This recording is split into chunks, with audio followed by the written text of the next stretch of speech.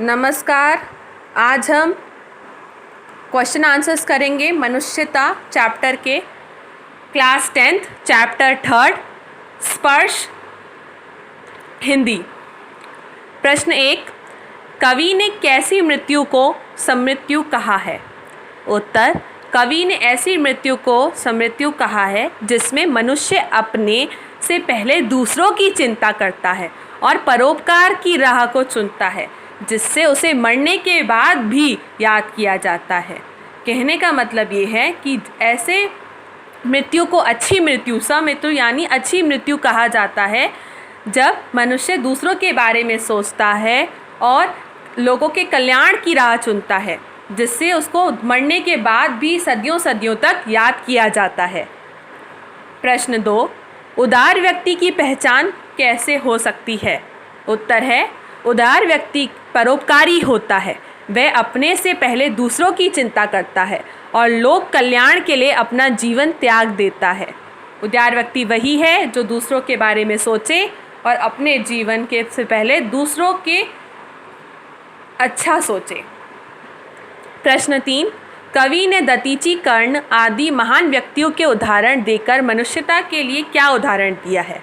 उत्तर है, कवि ने दतीची, कर्ण आदि महान व्यक्तियों के उदाहरण देकर मनुष्यता के लिए यह संदेश दिया है कि परोपकार करने वाला ही असली मनुष्य कहलाने के योग्य है।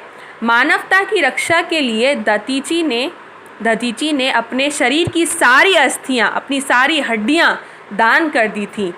अस्थियों का मतलब है हड्डियां दान कर दी थीं। कर्ण ने अपनी जान की परवाह किए बिना अपना कवच दे दिया था, जिस कारण उन्हें आज तक याद किया जाता है। कवि इन उदाहरणों के द्वारा ये समझाना चाहता है कि परोपकार ही सच्ची मनुष्यता है, दूसरों का कल्याण करना ही सच्ची मनुष्यता कहलाती है। प्रश्न 4, कवि ने किन पंक्तियों में यह व्यक्त किया है कि हम गर्व रहित जीवन व्यतीत करना चाहिए? उत्तर है, कवि ने निम्नलिखित पंक्तियों में गर्व रहित जीवन व्यतीत करने की बातें कही हैं। रहो न भूल के कभी मगांग तुच्छ वित्त में, सनाथ जान आपको करो न गर्व चित्त में। अर्थात संपत्ति का घमंड, दौलत के घमंड में कभी नहीं रहना चाहिए और न ही इस बात पर गर्व करना चाहिए कि आपके पास अपनों का साथ है, क्योंकि इस दुनिया में कोई भी अनाथ नहीं है। सब पर परमपिता परमेश्वर भगवान की संतानें हैं। प्रश्न 5, मनुष्य मात्र बंधु है से आप क्या समझते हैं? स्पष्ट कीजिए। उत्तर है, मनुष्य मात्र बंधु है अर्थात हम सब मनुष्य के एक ईश्वर की संतानें हैं, अतः हम सब भाई बंधु हैं। भाई बंधु होने के नाते हमें भाईचारे के साथ रहना चाहिए और एक दूसरे का बुरे समय में भी साथ देना चाहिए।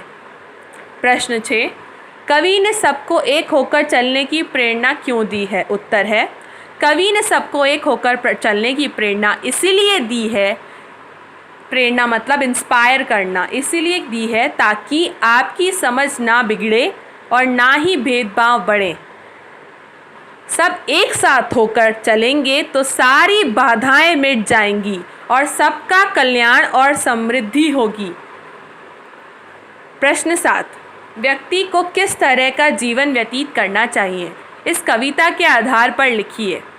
उत्तर, मनुष्य को परोपकार का जीवन जीना चाहिए। अपने से पहले दूसरों के दुखों की चिंता करनी चाहिए। केवल अपने बारे में तो जानवर भी सोचते हैं। कवि के अनुसार मनुष्य वही कहलाता है जो अपने से पहले दूसरों की चिंता करे।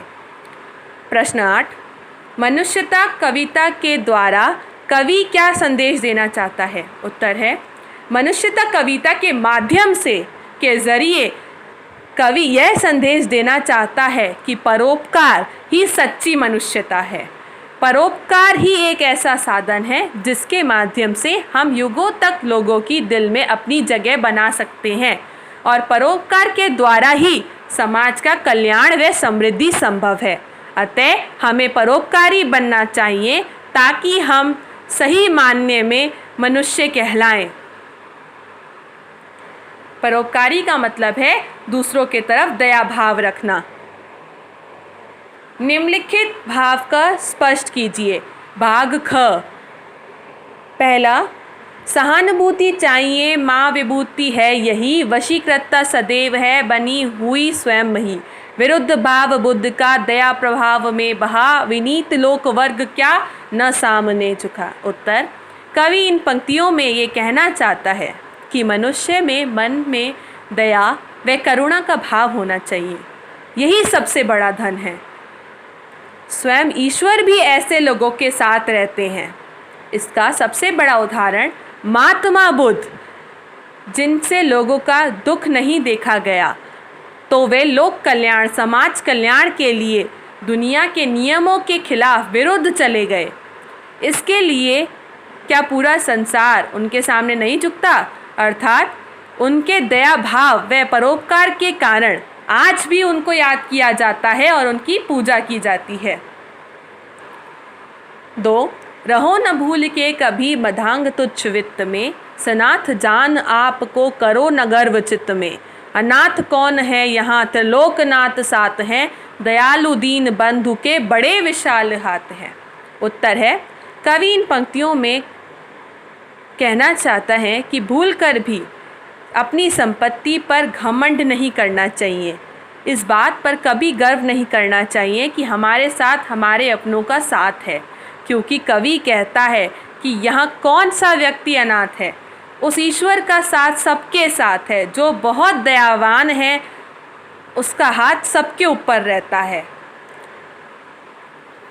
3, चलो अभिष्ट मार्ग में सहर्ष खेलते हुए, विपत्ति विघ्न जो पड़े उन्हें ढकेलते हुए। घटे न हेल मेल हाँ बड़े न भिन्नता कभी, अतर्क एक पंथ के सतर्क पंथ हो सभी।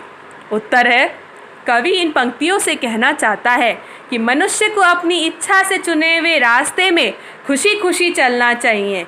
रास्ते में कोई भी संकट या बाधाएं आए, उन्हें हटाते चले जाना चाहिए। मनुष्य को ये ध्यान रखना चाहिए कि आपसी समझ ना बिगड़े और भेदभाव ना बढ़े। बिना किसी तर्क वितर्क के सभी को एक साथ लेकर आगे बढ़ना चाहिए। तभी ये संभव होगा कि मनुष्य दूसरों की उन्नति और कल्याण के साथ अपनी भी समृद्धि भी कायम कर सके, अपने आप को भी आगे बढ़ा सके। यह इसी के साथ आज के प्रश्न उत्तर ख़त्म होते हैं। इस चैप्टर के आगने वाले चैप्टर्स के लिए मेरे चैनल को चेक कीजिए। Please like, share and subscribe my channel so that I may make more videos. Thank you and have a nice day.